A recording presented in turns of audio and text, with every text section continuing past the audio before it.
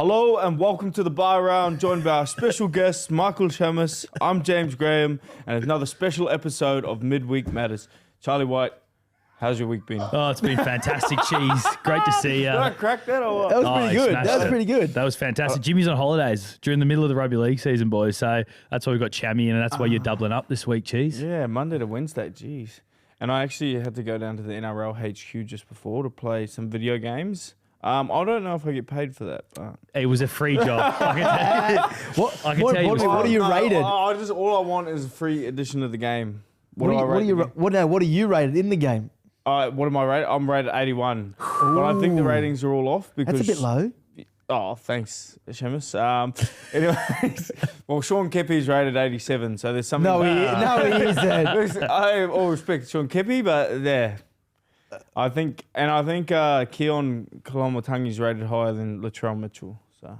Oh wow! Terrell Mays a 94 in the game you played. I think 94. we got like a pre-patched version of it. I went through and customized my guy. He's rated 99 now. 81. That's like A-League level standard in FIFA. Like they're not giving you a fair indication of where you stand. To be fair, I haven't played much footy lately, so they haven't been able to see the glories of what I've got. But yeah, I think Liam LeBlanc is rated higher than me. And that's no disrespect to Liam LeBlanc. It's just he hasn't played much. He's playing reserve grade. So. Is it a good game though? Did you enjoy it?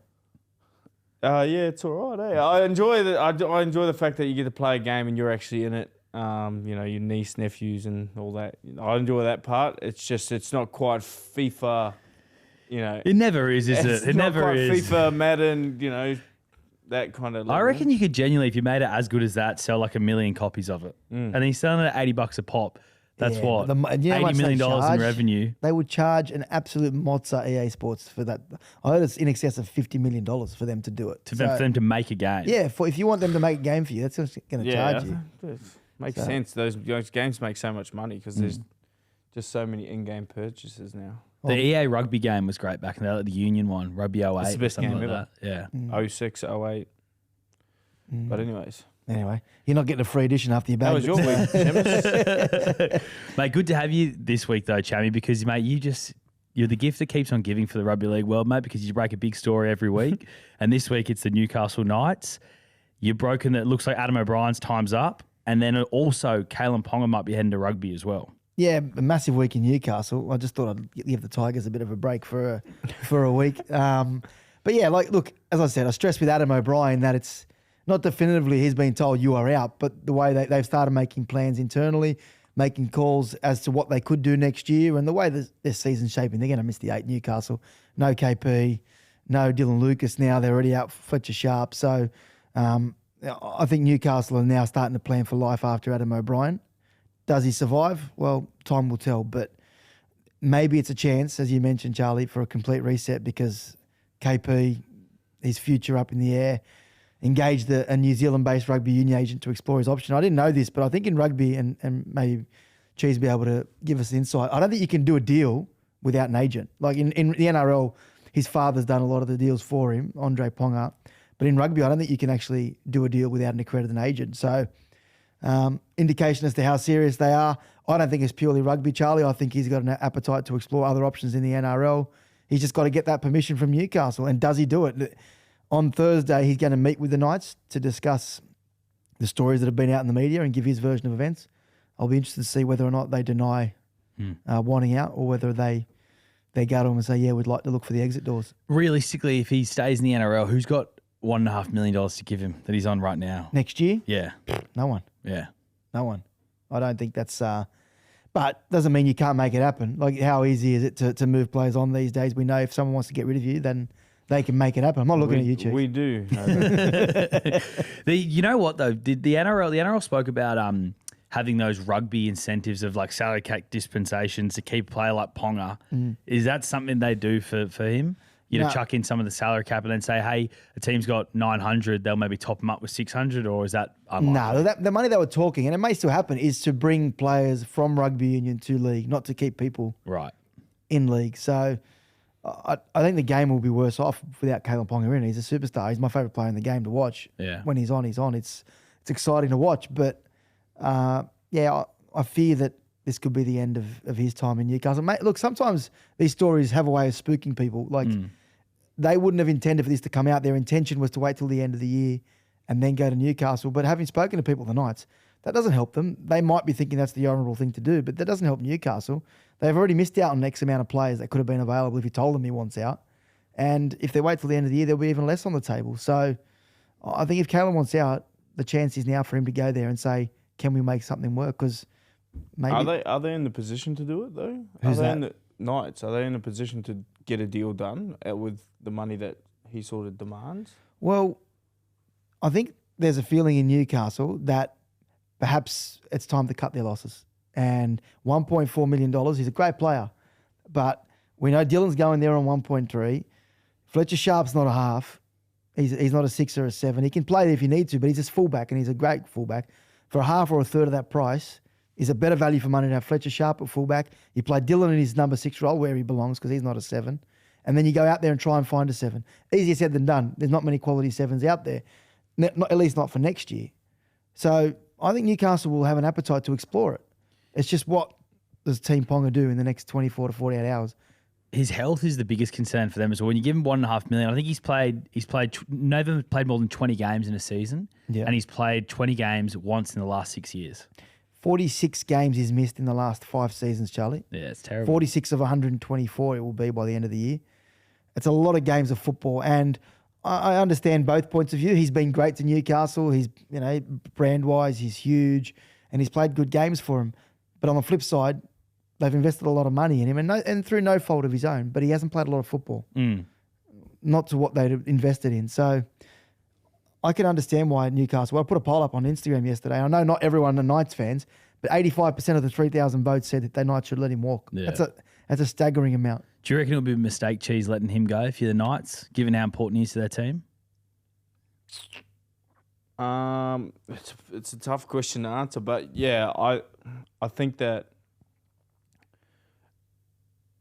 it's probably time. Like, for the money that he's on, when you've got a player like Fletcher Sharp sitting in the wrong position that can and mate, when Ponga's been gone, they've been doing jobs without him, and the injuries obviously is a big like a big no for a player that's getting paid. Like, you look at Tedesco, how many games has he missed in the last 3 years? Like none. You know what I mean? And he's not on 1.4. He's probably on 1.2, 1.1, whatever. But if you're demanding that money, it's hard for you to miss so many games. I mean, I think Nathan Cleary might be an exception. He's missed a few games over the years, but the difference between that, Nathan Cleary and Ponga, is their teams are winning comps. So that investment is getting a return.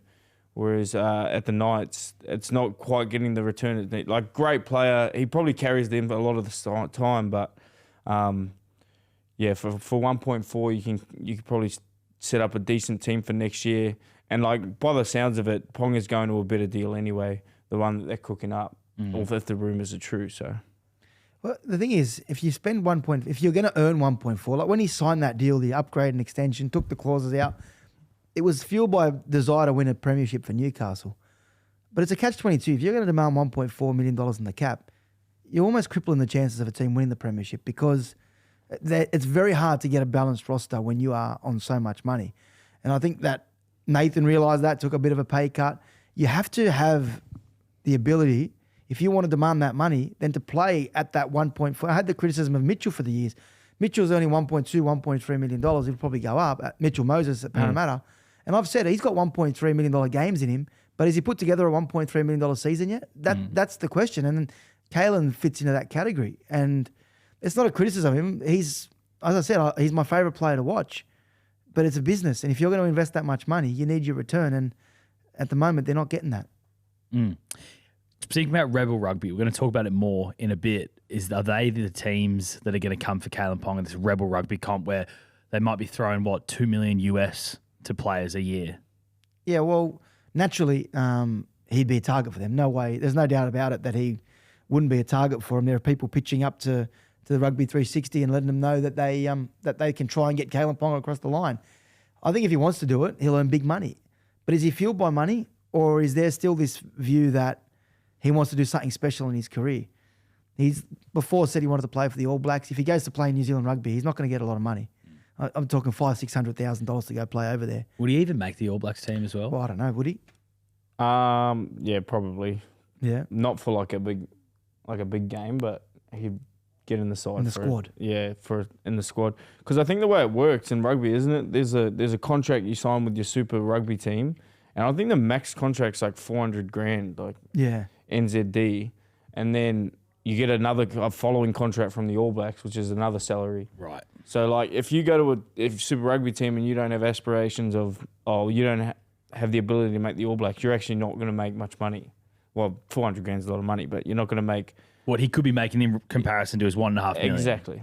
Yeah. Like, if you're going to try play for the All Blacks, you're going to like try get a dream, not for money, because he's not going to play too many games for All Blacks against like the South Africas, against the Englands. But yeah, and that position is the most stacked position that the All Blacks have, with Bodine Barrett and Richie Mwanga and people like that. It's going to be hard to push them out of the side. So. Yeah.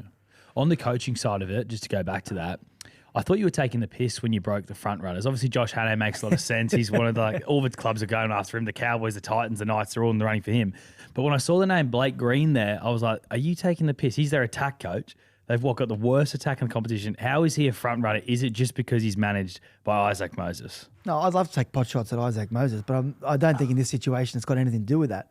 I think if the Knights really wanted to, they probably want to distance themselves from that, because they've got Adam O'Brien who's represented by Isaac as well. But Blake Green is held in very high regard at Newcastle. Like when I got told that name, I thought that was a piss take. Mate, he's their attack coach, and they can't score points. Yeah, I raised that point with the people that I spoke to, but the point that was made to me is, A, that he is implementing the game plan that is the structure and style the coach wants, and B, if you're going to judge him on the attack of the team, well then you also got to judge him on the year that Kalyn Ponga won the Dally M, and that was his attack as well. So I think that, he's come out of left field, no doubt about it. Is he ready? I don't know. But I'll tell you now, there are people at the Knights that think he's definitely worth having a conversation with if or when the time comes that they move on from Adam O'Brien. So, it is interesting you said implement the coaches, because Adam O'Brien is an attack coach. Like he was the attack coach for the Storm. He's the attack coach for Roosters, where they were so successful. I just wonder if he's got a lot to say in that part of what Blake Green's trying to do. And like I know Blake Green personally, I was coached by him. He's a really smart footballer. And he's a bloody good dude. So I can understand why there might be a player-driven response to him wanting to be coached, because I feel like he builds a real close connection with the team. But that industry is a results-based industry. I don't know how they're going to get rid of Adam. Like their defence is one of the best in the comp. It is, and they say defence wins comps, but obviously not in this circumstance. But I feel like that Adsy might deserve a little bit more of a crack, because the injury toll has been disgusting and all their players are out. So. Well, for 4 or 5 years they've made the finals. Like, in defence of Adam O'Brien, like he hasn't done a horrendous job. I think where the pressure that's falling on Adam is, if you look at the state of the club as a whole, you look at the recruitment decisions, the money they've paid for people, the fact that they're in a situation now with Dylan Brown going there on a 10-year deal. Like as a whole, as a club, it looks like from when he took over to where they are now, yes, they've been pretty good on the field, or they've been decent on the field, but it feels like the club's just spiralling off the field, and perhaps they take the opportunity to reset what they're doing. And Peter O'Sullivan's been brought to the club to do recruitment. They've given him complete control of that, like to the point where Adam hasn't got a large say, if any, in terms of what they're doing recruitment-wise. And I don't know if that's a reflection on the coach or the way they want to do things as a football club, but they have to have some serious conversations in the off-season about where they want to go. They had Clint Zammit, and then they got rid of him. Roosters picked him up, and then they picked him back up. Yeah. So well, he's gone to the Cowboys, Clint Zammit. Oh, he's back to the Cowboys. He's back to the Cowboys, yeah. It's the bleakest outlook of any club, though. Like, even if you think like Leo Thompson, he's probably their best front rower. I know he hasn't had a good year this year, but he's probably their best front rower. He's walking out the door.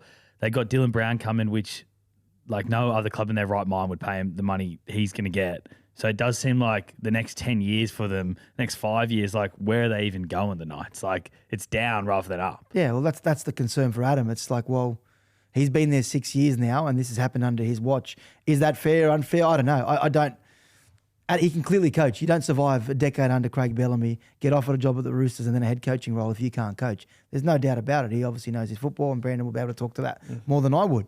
But 6 years is a long time. I think that's the fourth or fifth longest serving current coach in the game. And there's definitely a feeling like maybe they've reached their ceiling under him. If you had to put a bet on who gets the coaching job, who do you think it is?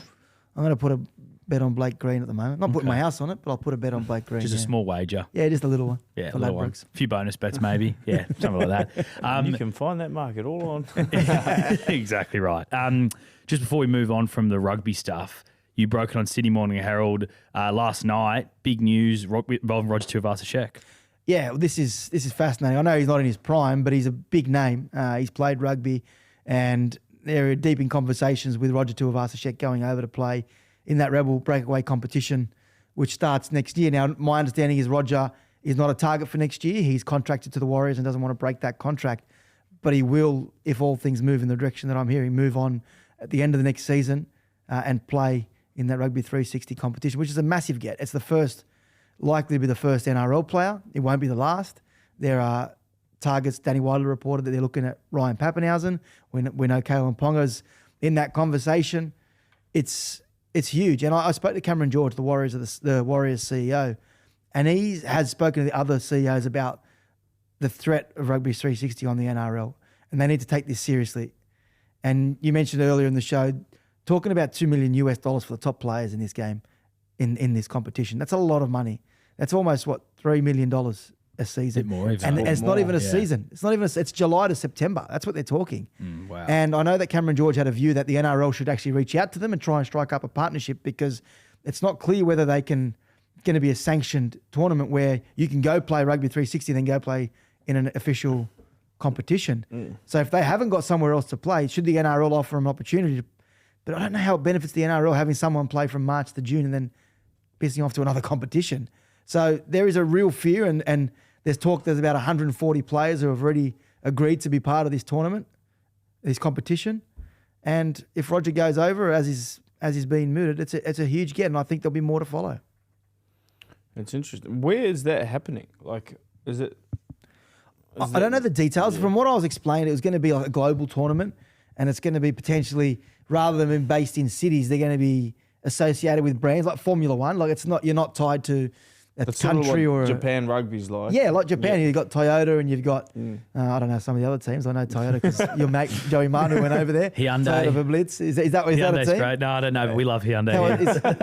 Kawasaki. I don't know. There's some teams. I don't know who the teams are, but yeah, that's the model. And Mike Tyndall, who's a big backer of Rugby 360. I didn't know who he was until last week. He's an English rugby union legend. He's married a royal family. Yeah. I think over in England, his missus is a princess or something like that. Princess Anne's daughter or something.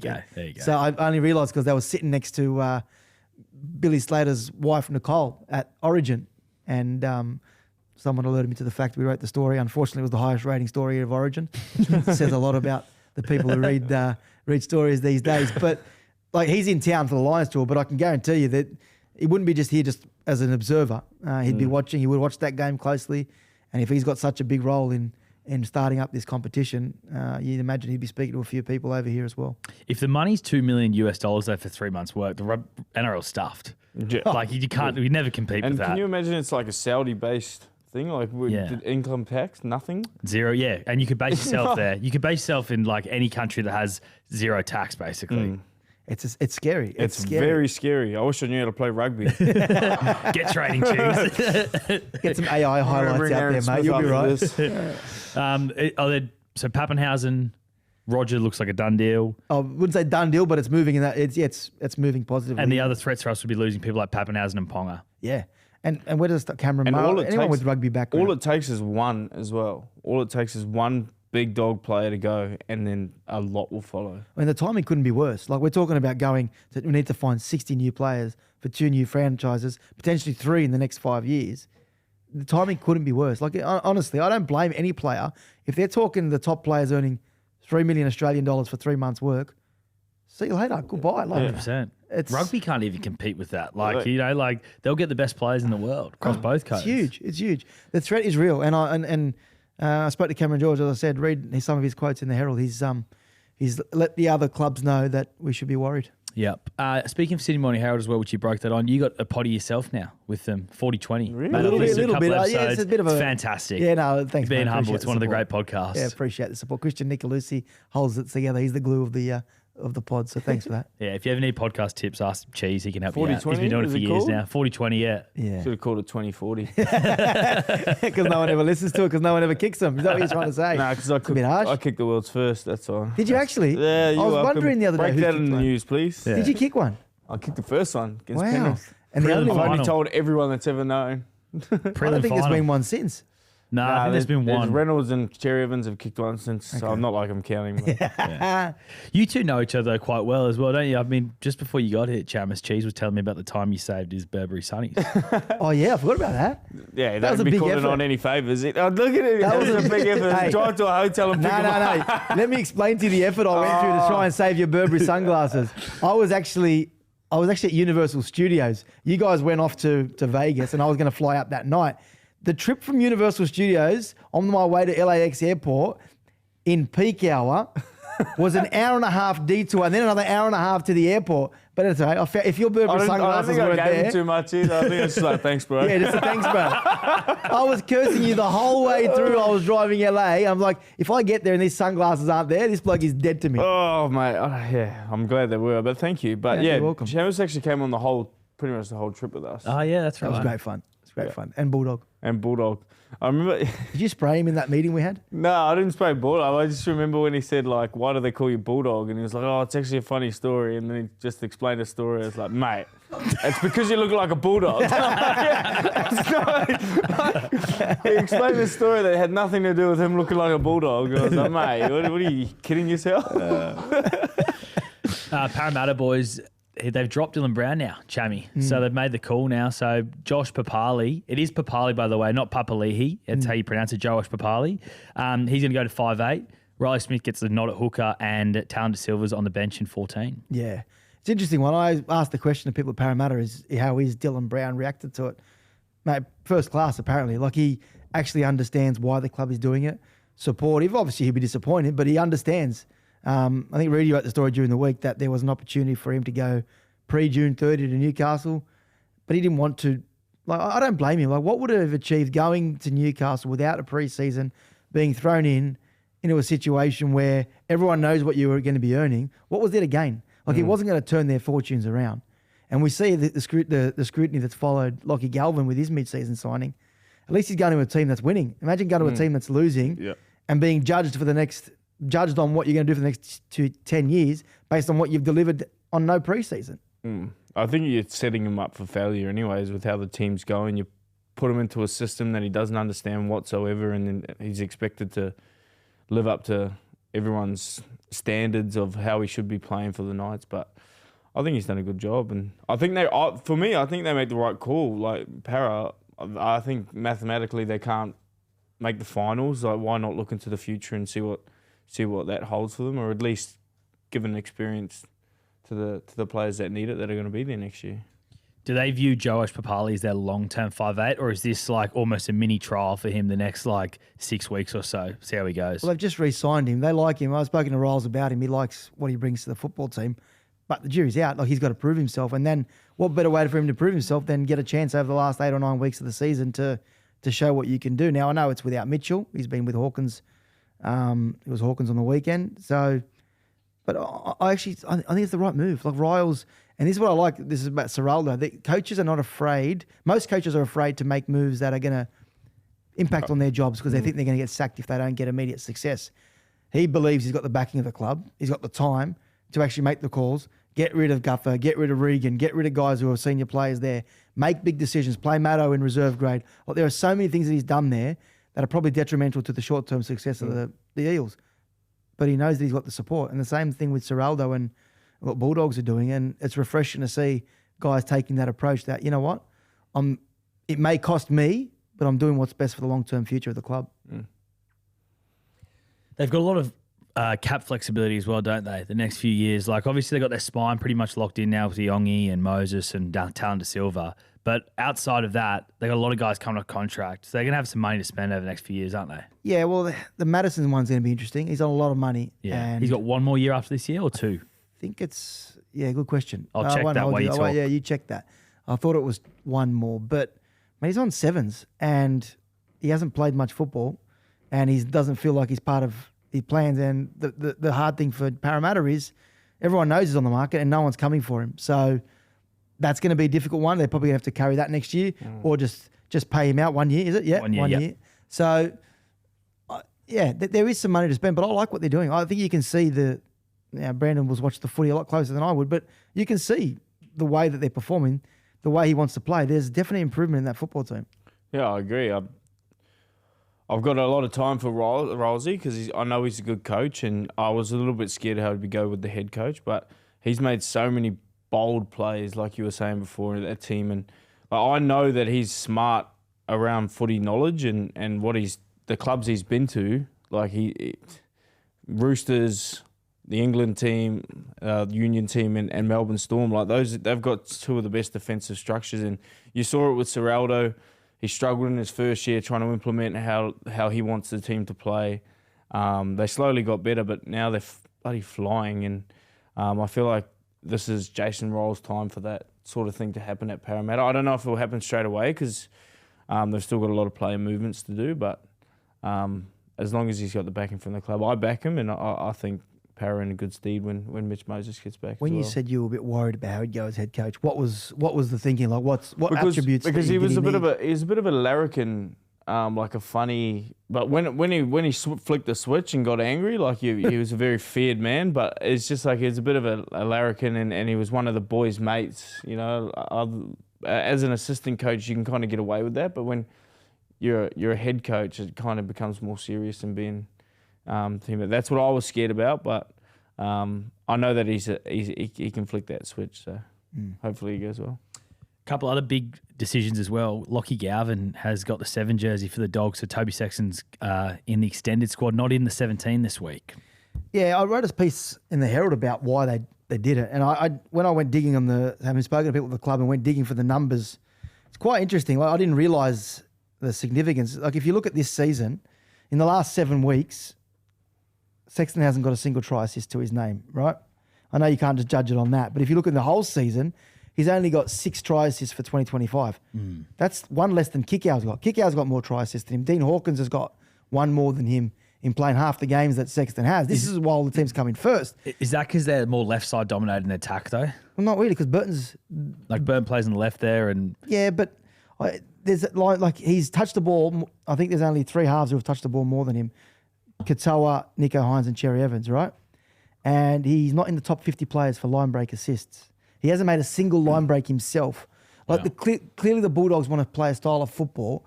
And this is what I was talking about earlier with making decisions that are the best for the long-term future of the club. Most coaches in that situation with Sexton, if it ain't broken, don't fix it. You're first. But Cameron Serraldo, the senior players, they had a meeting about they didn't feel like that the standard was going to get them to where they wanted to get to. And when he went to them about signing Lachlan Galvin, the senior players not only gave him his blessing, but they said, I think we need it. And the reason he's been giving him little bits and pieces over the last 4 or 5 weeks is because he didn't want to get him into a period which was the most interrupted period of the season. They had a couple of buys in quick succession, players out through Origin. He didn't want to throw the kid into a situation where they were vulnerable. Now that they're out of that, the Origin period's in the window, in the rearview mirror, he's going to give him the chance, give him the keys to the castle because they've got all the players on deck. They play the Dragons this week, and really, this is when their premiership assault begins. This weekend, Saturday, of course, Stadium against the Dragons. Galvin in the number 7 role. This is when it begins. And I think, I actually forget about how they did it, what they did, and whether or not they was talking to him in the background. I think they've handled it pretty well. You like it, Cheese? Do I like the Galvin starting at 7? Yes and no. I mean, I'm still yet to see enough from him as a player. And that's just my opinion. Like I feel like he's going to be a great player, but I haven't seen enough from him at the moment to tell me that he can be a number 7 that's going to lead Dogs to a premiership. That's just my honest. That's my honest opinion. Have I seen that from Toby Sexton? Probably not either. But the way the Bulldogs played at the start of the year, compared to how they've been playing in the last month or so, it's a different style of footy, and they're struggling a little bit. They're not icing games. They're not defending as well.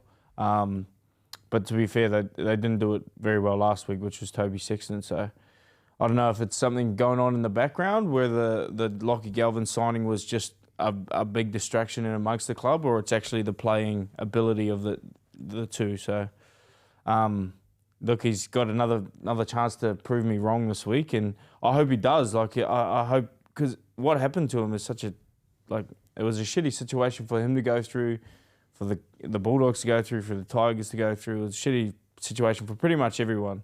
And I hope he goes out there and kills it. I just want him to prove me wrong, and I hope he does. This noise, Cheese, I had this conversation with Weidler about it. Like, he was saying a lot of the criticism has been unfair about his arrival at the Bulldogs. But to be honest with you, like, they opened that door. Like, Isaac, the way they handle it, they opened that door to the criticism that they're going to get, that they have been getting.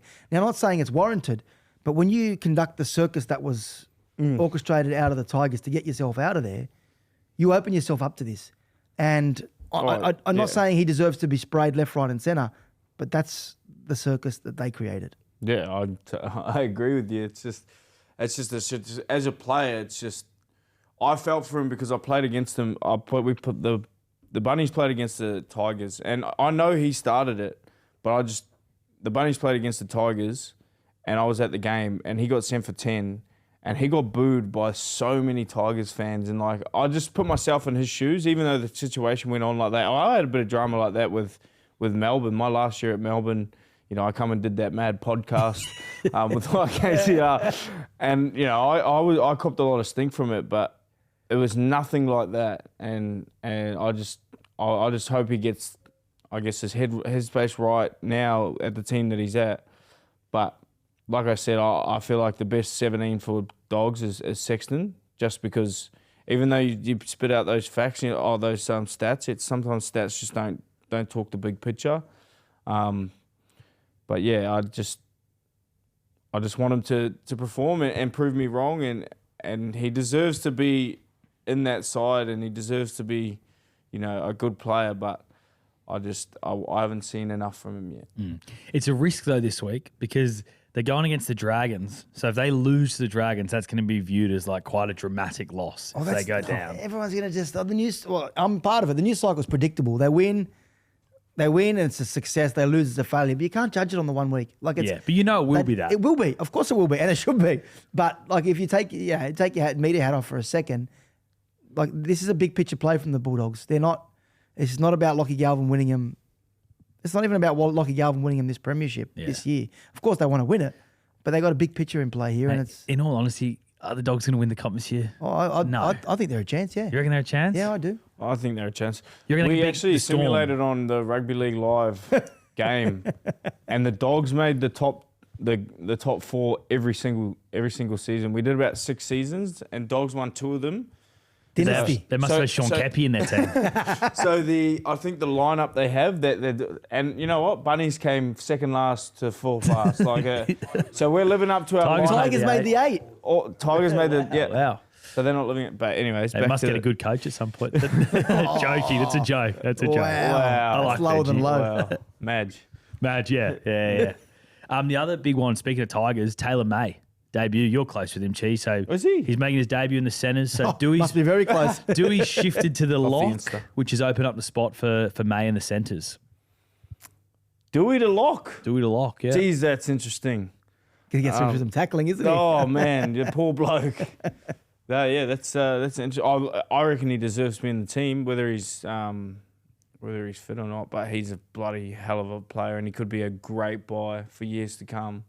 They got him on a cheap price, didn't they? Yeah, he was on a train and trial. They would have upgraded him. I don't know how much, but it was a train and trial deal. Yeah, well, he's a gun, and I hope he goes well. It's an interesting one. They had a plan, I think, to get him through about 3 or 4 weeks of Cup. He only played 2 weeks. Played 40 minutes the first game, and then on the weekend against the Warriors, he scored 3 tries in 9 minutes. Got a hat trick. I think he scored only 3 tries. So he's impressed them to the point where. Yeah, you'd probably be playing that guy, wouldn't you? Yeah. You're out of maybe out of the finals. Well, this is the big Spoon game, isn't it? They lose, they're back in Spoon contention. They're playing the Titans. they win, you basically say they're safe. They're right? safe, 100%. You lose, you're only one win clear of the Titans, and you play them again later in the year. Yeah. It's a huge game at Leichhardt Oval. It is. It's massive. 2 o'clock Leichhardt Oval will be a sellout, I'm sure. Just quickly, I don't know, Cheese, did you see the incident of Reece, Walsh and Staggs? It got to be the biggest media blow-up ever. Staggs drops the ball, and then Walsh sprays him like quite a normal spray. And Madge was even asked about it in his post-game press conference. There were stories about it. How normal is it on the field for incidents like that to happen? Oh, every single game.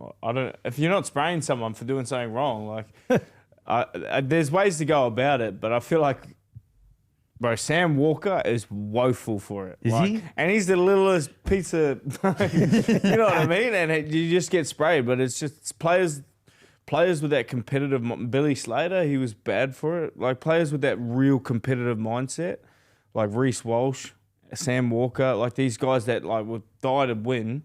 Yeah, they're gonna let you know when you've mucked up, and it's honestly like, I guess some people can take it the wrong way, but Cody Walker's terrible for it. Like some people take it the wrong way, but it's just water off a duck's back at the end of the day. Like it honestly means nothing. Like after the game, they're best mates. Has it ever carried on from on field to off field? Have you ever seen that? No, I've never seen it. Yeah. No. Yeah. Not. Well, I've only gone from me getting sprayed personally, but I've never ever had an issue with it after. It's almost like laughable. Yeah. Yeah. If you lose, you might be a little bit sadder about it, but Yeah. Has anyone ever got you with a good spray that's like actually how you're like, oh, fuck? well, on the field. On the field, yeah. I remember in 20s, like Aaron Booth. He's at the Titans now, is he? As assistant coach, is he? I Yeah, think he's retired. I don't know. I said something to him about he had like a rotten tooth or something. I said something, and then grabbed my gut and said, "You're the fattest hooker I've ever played." And like back then, I was fat. Like I was like 102. You know, back then I was in 20s. And mate, it burnt me to crisp. I was so upset. Broncos got the bye this week, but they've come good, Chammy. A lot of pressure on them, but they're starting to come good under Madge. Yeah, they are. And as they should. That team's good enough to be playing the way they are. It's going to be, I think this might be the first time we see a team win the comp from outside the four. They're still 4 points behind the Warriors. That is a huge statement. Well, Brisbane and Penrith are going to be there. I appreciate it. Brisbane and Penrith will be in the 5 to 8. it.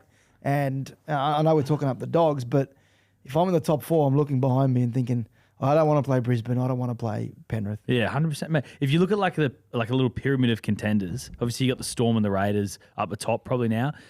Would the Dogs be in that same group with Penrith and Broncos, or would you have the Dogs below them? I still want to see more from Penrith and Brisbane, but I reckon the Dogs are as good a chance as Canberra are, to be honest with you. I think they've been really hurt by Origin. Yeah, they've had some injuries. They've had some obviously off-field distractions. I think they'll get it right, but the Warriors, it's brave. Like that, they will be brave and they'll fight. But you just think without Metcalf, the Barnett out for the season, do they have enough to get it done at that time of year? I don't know.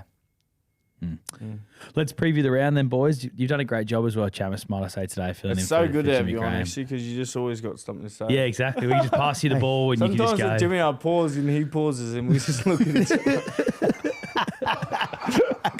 Whereas if you pause, maybe you just come straight to you. We cut that out, but yeah. You got to learn the art of making it up, mate. Yeah. Make it up. Is that what you do as a journo? I taught you that. Mate, if you say things confidently enough, it doesn't matter what you say. Just say things confidently and people will listen. Sources. Thursday, Dolphins against the Cowboys. It's a huge game for the Dolphins because they got to win games like this if they want to make the top 8, don't they, Cheese? Who?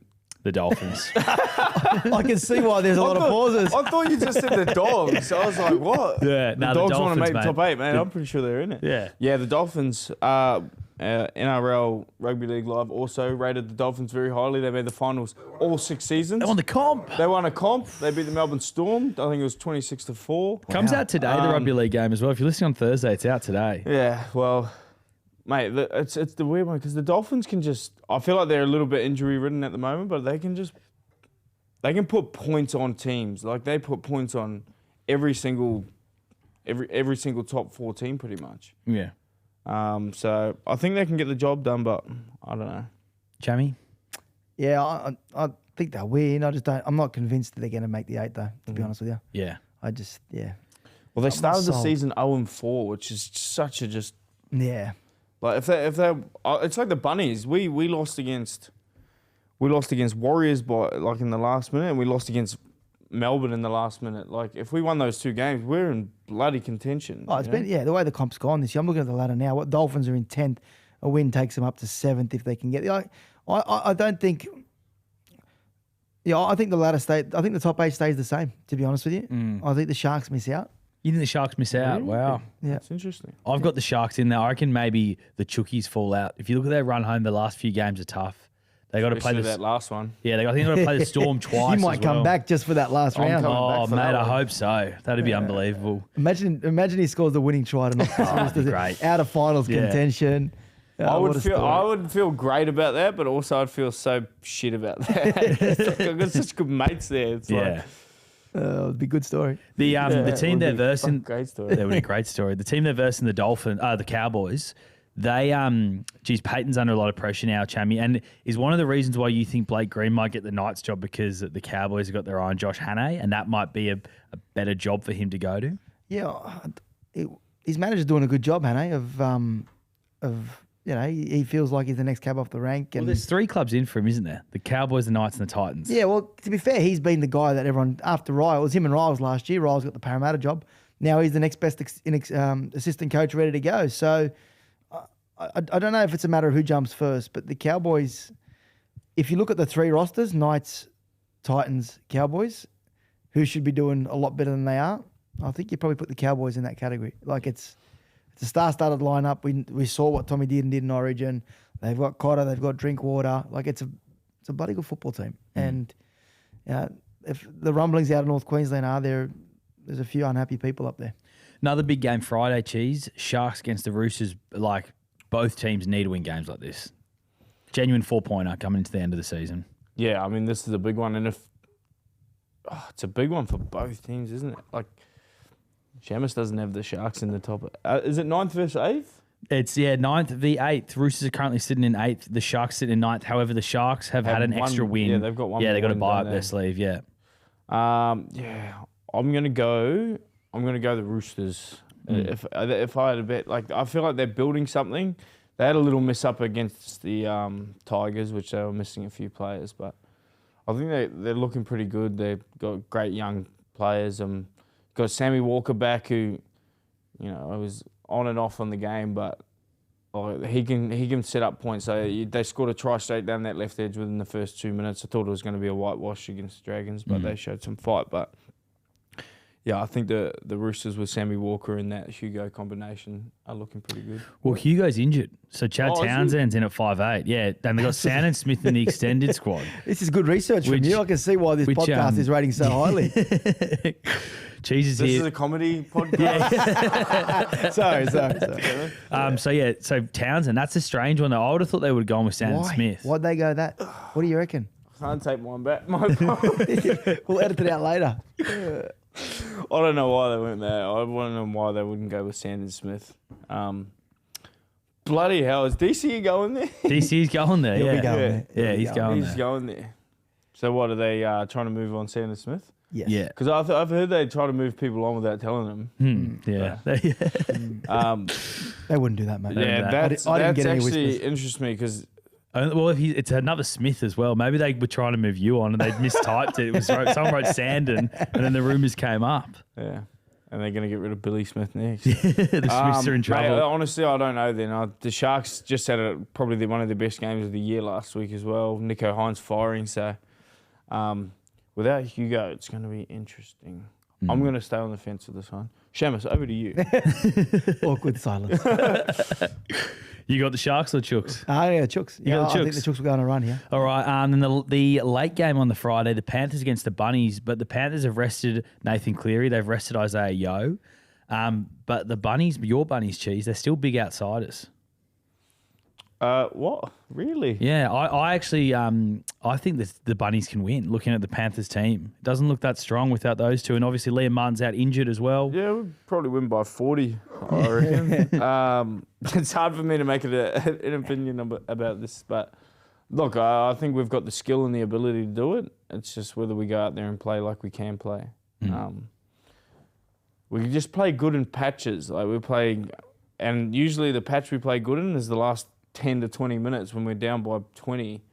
But if we can put that together earlier on, and I think we can do it. But obviously the Panthers are going so well. They're a championship team. We all had them out of the 8. I wish they were still out of the 8. But yeah, I've got the Bunnies by 52. 52, Yeah, nice, 52. good number. Chammy, do you like the Panthers? Yeah, I think they're back. I know no Nathan, I know no Yo, but I think that your boys have got too many injuries. It's been a difficult old season. Promised so much at the start of the year. I was very impressed with what the Rabbitohs dished out over the opening month, but it's just fallen away a little bit. We've spoken a lot about the Parramatta Eels, so we won't Cam do too Murray much back running though. Is he back running? Yep. Surely they keep him on ice though for the rest of the season. I Yeah, saw the reports that good Campbell. luck, bro. Good luck. That guy is an absolute animal. Yeah. I think he wants to play in the end. He wants to play in the Ashes at the end of the year. Oh wow. I don't think Wow. I've ever seen someone like him. He's Really? Just like he's just like always just locked in. Like you know what I mean. And he's in every day. Like he doesn't have a day off. But he's so well respected at the club. Like I already want to go out there and play for him. Wow. Just the way he is as a person. He's just never ever talks rubbish about anyone. Just goes about his business and just. Mate, you walk into the gym, you'll be in there on the Alter G and just music off, nothing like music off, just running, not focused on anything else. Like that's a man with some serious motivation, like motivating himself, doesn't need anything else. So, I don't think the Bunnies have the ability to keep him off the field if he feels like he's ready. Yeah, like, right. You know what I mean? Yep. As opposed to you, were you happy not to play? What's going on here? Oh, You're nah, talking yourself down, mate. What are you doing? Well, no, because the physios advised me not to play. Yeah. And Wayne asked me to play. I said, "Oh, yeah, like I'm not going to say no to you." I played and nearly done my fucking ACL again. So Yeah. now they're like, "Mate, you got a warning shot. We're advising you not to play for this amount of time." Like, Wow. So you were told not to come back? well, Interesting. no. I wasn't told not to come back. I think I'm back in like 5 weeks or something. Okay. Like maybe after Titans, but. Yeah. It's not really a time frame. It's just when my MCL stiffens up enough for me to be confident enough to play. I probably didn't have the best prep. I didn't have one opposed session before I played, and my body didn't really get put in those awkward positions that a game would put you in. And that's my fault because I made the call. So I was lucky it was a warning shot and not another season. Yeah. So. Cody's done for the year as well. He's out. I think Campbell Graham, there's talk about him maybe resting out the rest of the year as well. Mate, that's really interesting though what you say about Murray, because like from the outside looking in, you see him like do the press conferences with the coaches, you see him do interviews and stuff. He doesn't seem like a natural leader. So he's your captain. That's obviously the off-field stuff is, and with leading without his words is where he thrives. Yeah, mate. You talk to anyone at that club about him and mate. He's honestly like the James Tedesco of the Roosters. It's just, the way. But I'm just so impressed about the way he does it. Like it's just barely talks, but when he does talk, like whole room listens. Even if it's wrong, you agree with him. You know what I mean? Like that's what it is. Like, so yeah, I'm happy to be underneath him. I'm happy for him to be the captain. Saturday, 3:00, Raiders Eels. We spoke about the Eels a lot already. Is this a case of Canberra by how many? I don't know. I mean, they've got to win eventually, right? The Parramatta Eels, yeah. Why not now? No, actually, we go the other way. The Canberra's got to lose eventually. They do. They due a loss. They've got an easy run. I'm worried about their easy run into the finals, Canberra. Like I don't think it's a good thing for them. They want to have some tough games in the run home, and it's a pretty soft draw. So, yeah, but Canberra win games, but they don't like against easy teams. They've been winning them tight as well. Yeah. Like you know what I mean? Like they make a game ugly. Yeah. But they win ugly games. So. Yeah. They got a couple toughish ones. They played Penrith at Mudgee in round 25. That's probably the hardest game of the remaining schedule. And they also have the Dolphins last round of the season at Redcliffe at Carroll Stadium. So, yeah, it is 2 pretty of easy. 7 is pretty easy. Yeah. Well, only one of those teams are in the 8. So Yeah, true. Very true. And Dolphin season could be over by that point. Who That's knows? right. Saturday, 5:30. Again, we spoke about this game a lot. Dogs, Dragons. This is Dragon season all but over now. We're coming back, baby. We're going to make it the 8. Please. None of your ex-players even go to the reunion, mate.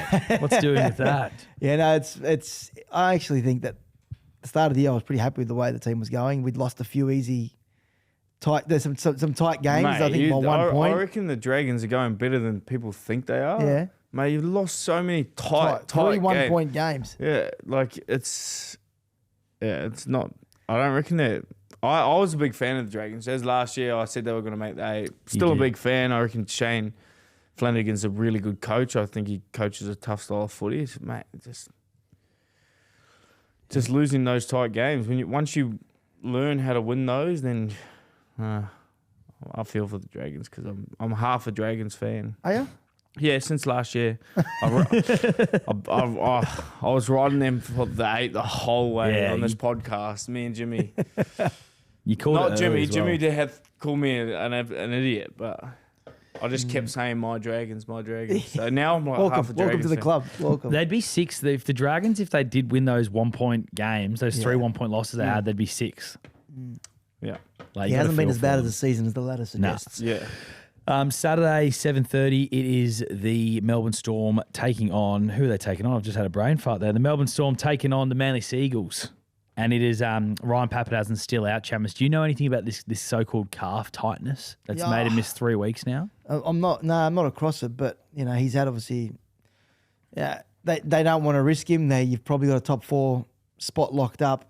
Played during the Origin period when the other guys may have. I just think it's a matter of getting him right. Unless Brandon knows something else that I don't. But given his form so far this podcast, he probably doesn't know what's going on with Ryan. It's Papenhuyzen injury. Sorry, what was that?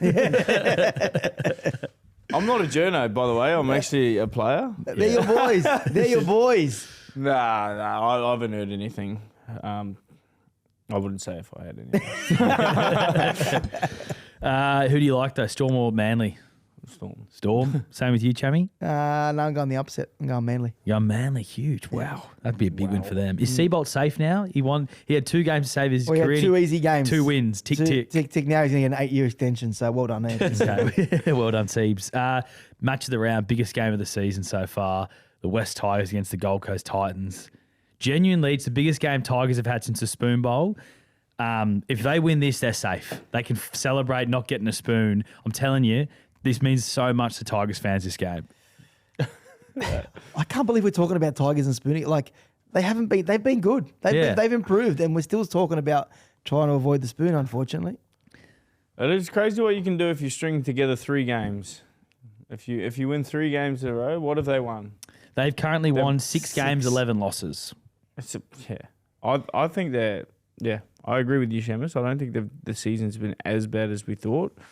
But maybe with that side, they could be doing a little bit better. I'm going to go through their... I'm going to go Tigers. Tigers, yeah. Well, mate, if they don't win, they're genuinely the spoon. They might be getting up for Kieran Foran, though, this week. Well, I was thinking they might get a boost for that for the rest of the season, the Titans. And also, like, Dez is done. Do they do it for Dez to say farewell to him? Potentially not. But, like, Dave Fafita's on the bench. Like, I think the Titans are going to win. I'm going to tip the Titans. I'm tipping Tigers, but I looked at their run. If they don't win, Penrith the following week, Bulldogs, Manly, Cowboys, Raiders into Titans in the last round. Yeah, Spoon Bowl, So 2.0. It's going to be Spoon Bowl again. Yeah. It's crazy. But they don't deserve. In all honesty, the Tigers are not the worst team this year. But No. Titans have been way worse than them. So it would be unfair on the Tigers if they did get the spoon. But part of me hopes the Titans win just so we do get Spoon Bowl. Yeah. I'm not sure. Hey, there's a lady that's just come say hello. That would sort of distract me during my Tigers thing as well. So I'm distracted. I'm not a Tigers fan. I'm Tigers fan, yeah. She's enjoying the potty. Last game. Let's just keep rattling through. Let's get out of here, boys. We've got Knights, Warriors. Knights, you said it earlier, no Dylan Lucas, no Kalyn Ponga. To go with all the other injuries they've got, are the Warriors going to have too much for them? Well, the Warriors aren't that great either. No. Barnett's out ACL. I mean, they're good team, sorry. Yeah. But they're not. They've got a lot of injuries. But I've got the Warriors. We'll find out how the players feel about Adam O'Brien this week, won't we? Yeah, it's been a big week for the club. we'll learn a lot. We'll learn a lot. And I think if on the back of the week that they've had, they come out and get done convincingly. At home, isn't it? They're at home? They're at home, against the Warriors. 4 o'clock Sunday on Channel 9. So, we'll have a bit more attention, more eyeballs on it. Yeah. Good coverage on Channel 9. So, it's, I think this is, big moment for Adam O'Brien. I go the Warriors. You've been fantastic, Chammas. And can I say, mate, your hair looks fantastic. Thanks, mate. as well. Appreciate it. It's done really well. It's been one of the great comeback stories this year has been Michael Chammas' hair. Mate, I can give you some advice if you like. I noticed you're wearing a hat every time I see you. Mate, I know. I'm actually started going grey. I've just turned 30. I've got a few greys coming in. So coconut oil, brother. Is that the key? Yeah, okay, nice. All right. Cheese, your hair. Coconut oil and a trip to Turkey. I can guarantee you there's been no trip to Turkey. No, what is it? You don't actually got to go to Turkey anymore, eh? You can just do it here. Yeah, maybe. Maybe. Because you shaved it during the off season. I don't see the why people think it's a bad thing. If as soon as I go, I don't care about the receding. Yeah. But if I get the patch, I'm straight over there. Yeah, 100% same. I do it in a heartbeat, mate. I got nothing without my hair. Got nothing. I can't say too much. I've signed an NDA, so saving it for Women's Weekly. All right. See you, boys. Have a good one.